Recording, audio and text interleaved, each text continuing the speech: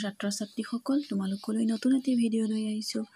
অসম জাতীয় বিদ্যালয়ৰ ৪ৰ্থ শ্ৰেণীৰ দ্ৰুত পাঠৰ ক্ৰমান্বয়ে এটি সাধু তোমালোকলৈ লৈ আহিছোঁ। আজি বুঢ়া বুঢ়ী আৰু শিয়াল এই সাধুটিৰ বাকী অংশটো লৈ আহিছোঁ। আহাচোন আমি চাওঁ কিনো আছেনো।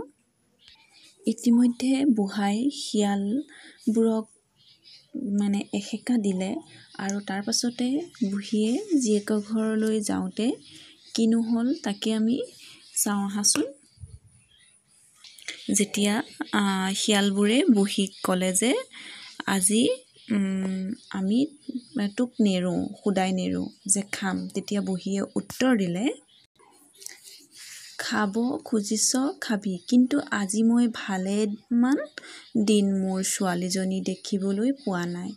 মনটো কেনেবা লাগি আছে, সেই দেখি মৰিবৰ আগে তাইক এবাৰ চাই লওঁ বুলি আহিছোঁ। মই উভতি আহোঁতে তহঁতে মোক খাবি। শিয়ালে ক'লে, যদি উভতি নাহ তেন্তে? বুঢ়ীয়ে উত্তৰ দিলে, বুঢ়াক এৰিনো মই নহাকৈ কেনেকৈ থাকিম? মোৰ বোপাহঁত, মই শপত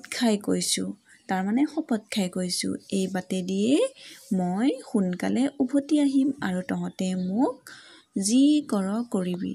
বুঢ়ীৰ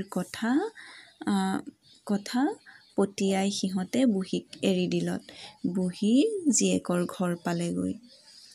তাৰ বাকী অংশখিনি বেলেগ এটা ভিডিঅ'ত তোমালোকক দিম। আজিলৈ সামৰিছোঁ, নমস্কাৰ।